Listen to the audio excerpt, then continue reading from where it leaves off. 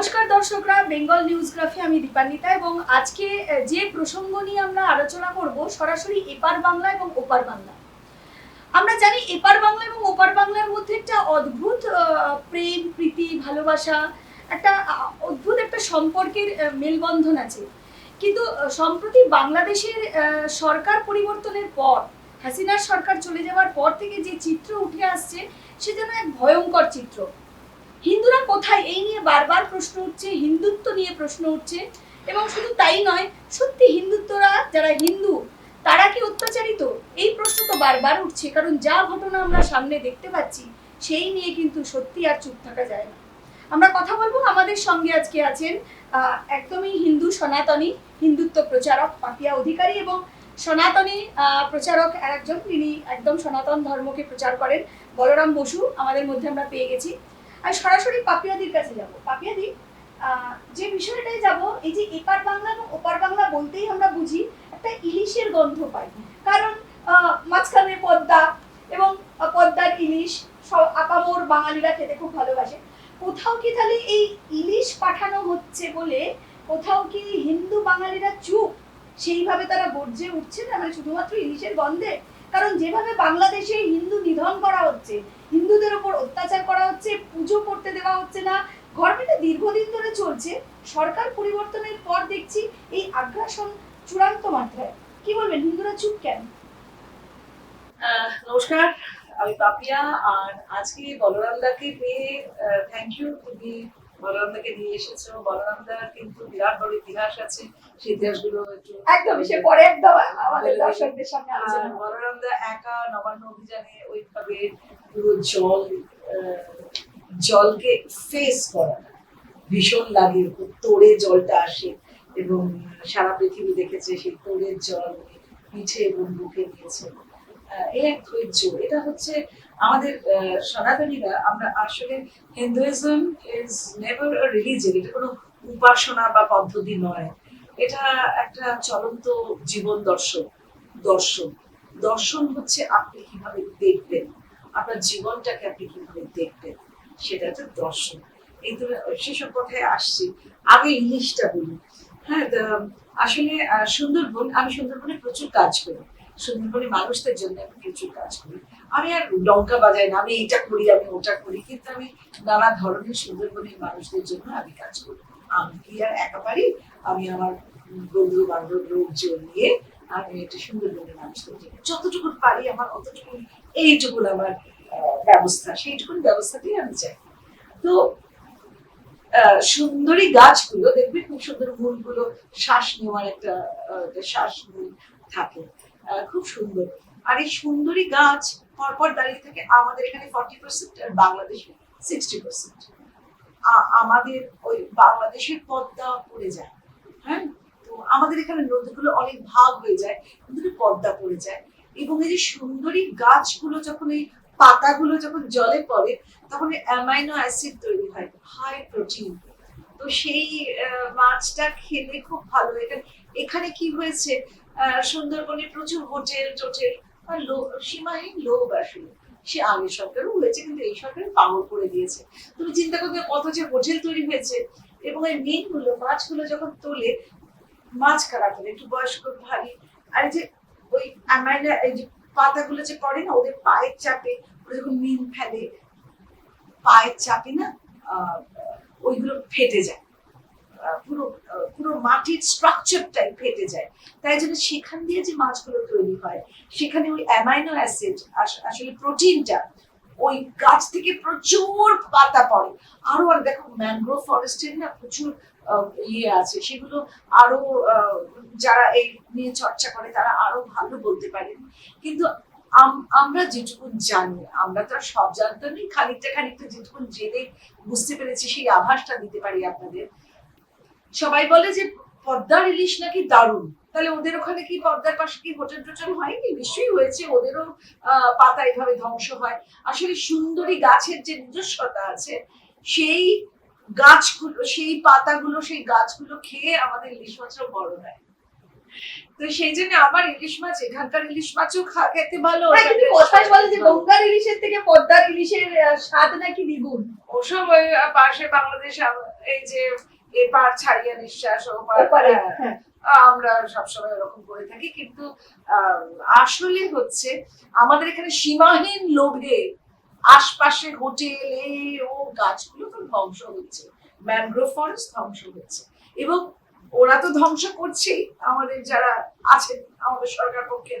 ওরে বাবা, কি করে ওর পকেটে একটু যাবে সে আমাকে দেবে, সেই চর্চা করবে, নাকি ইলিশ মাছগুলোকে বাঁচাবে, ইলিশ মাছগুলো আরো সুন্দর বড় হবে, এই হবে। এই যে দিস ইজ মানে দিস ইজ এ নলেজ, এই নলেজেবল যদি তারা না থাকে তাহলে কিন্তু আমাদের এখানকার ইলিশকে বাঁচানো যাচ্ছে।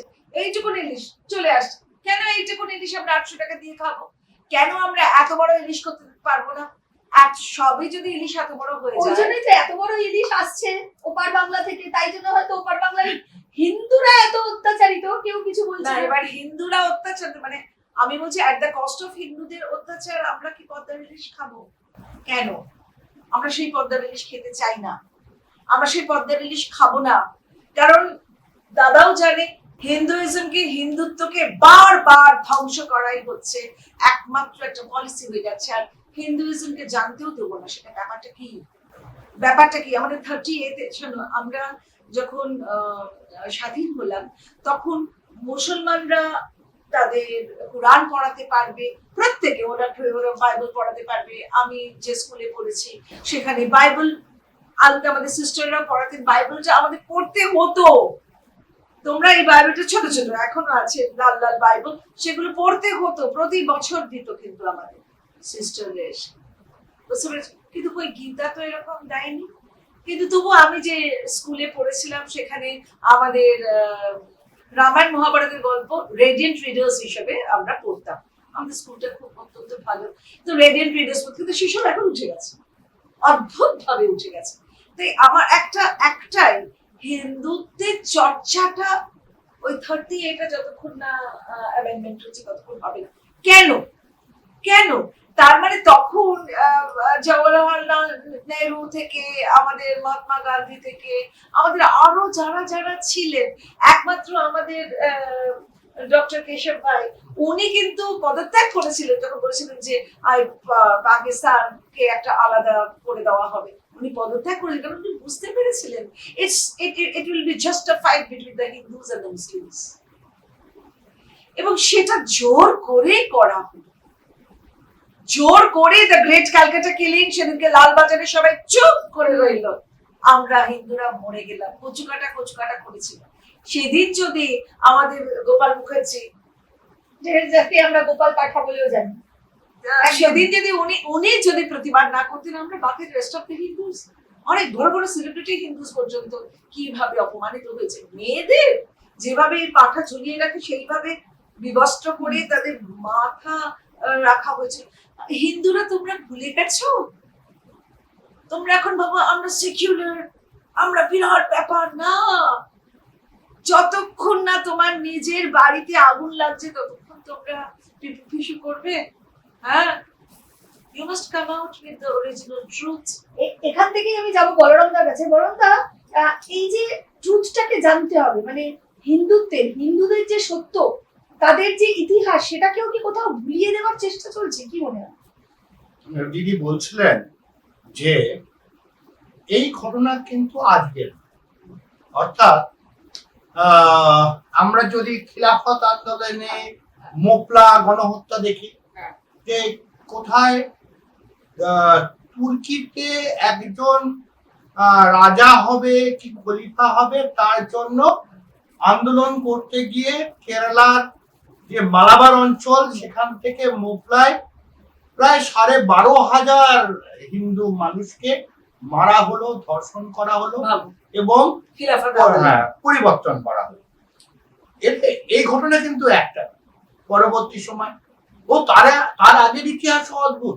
তার আগের ইতিহাসে যখন কাশ্মীরে মুসলমান আগ্রাসন হচ্ছে, পণ্ডিতদের ধরে ধরে মুসলমান করার কথা বলা হচ্ছে, তো তখন আক্রমণের জন্য বললেন যে আমরা হব, কিন্তু আগে আমাদের যিনি গুরু আছেন অর্থাৎ গুরু তেগ বাহাদুর, তো তিনি যদি মুসলমান হয়ে যান তাহলে আমরা সবাই মুসলমান হয়ে যাবো। পন্ডিতরা এই কথা বলবেন। ঘটনা কি হলো, গুরু তেগ বাহাদুরের কাছে সবাই মিলে গেলেন যে গুরুজি আপনি যদি হিন্দুদের না বাঁচান তাহলে আমাদের কে বাঁচাবে? তখন গুরুজি বললেন যে তোমরা আমার মাথা নামিয়ে দাও, কিন্তু আমি ধর্ম পাল্টাবো না। যে কারণে পণ্ডিতরা ওখানে আর ধর্ম পরিবর্তন করেনি। পরবর্তী সময় তিনি যেটা বলছিলেন গ্রেট ক্যালকাটা কিং, এখানে ডাইরেক্ট আসলে ধর্ম না সমাজকে এক সূত্রে গ্রথিত করে রাখে। এইটাই তো প্রাথমিকভাবে সবাইকে বুঝতে হবে। শুধু কি লিডার্সরা বুঝবে, আর কেউ বুঝবে না? একদম, এটা তো সাধারণ মানুষের একটা দায়িত্ব আছে। এইটাই সবথেকে বড় বিষয়। আমার এখানে যখন আর লক্ষ্মী পুজোর দিন নোয়াখালী গণহত্যা হচ্ছে, তারপরেও যে সমস্ত বাংলাদেশে যে সমস্ত হিন্দু মানুষেরা পরবর্তী সময় ভারতবর্ষ ভাগের পর মানে 46-এ নোয়াখালী গণহত্যা, তারপরে যারা ভারতবর্ষে চলে আসছে, তারা সেই যে তাদের চলে আসার যে ইতিহাস, তারা কিন্তু ওখানে থাকতে পারতো, তাই না দিদি? তারা থাকতে পারতো, ওখানে কি করতে পারতো? তারা মুসলমান হয়ে গেলে থাকতে পারতো, প্রচুর হয়েওছে। কিন্তু যারা নিজের ভিটে মাটি সমস্ত কিছু সোনা দানা ছেড়ে রেখে নিজের ধর্ম বাঁচানোর জন্য ওই একটা কাপড় আর নিজের কয়েকজন আত্মীয়কে নিয়ে যখন বাংলাদেশ থেকে এখানে চলে এলো, তারা এখানে এসে কি করে তারা ধর্মকে ভুলে গেল? বাঙালি হিন্দুদের ইচ্ছাকৃতভাবে মুছে ফেলার একটা পরিকল্পনা হচ্ছে, যেহেতু বাংলার original culture belongs to Hindu Bengali, এই দেশও ওদেশ। ফলে ওই যে কি বলে তুলসী গাছের তলায় যে প্রদীপটা দেওয়া না, এটা বাংলার সংস্কৃতি।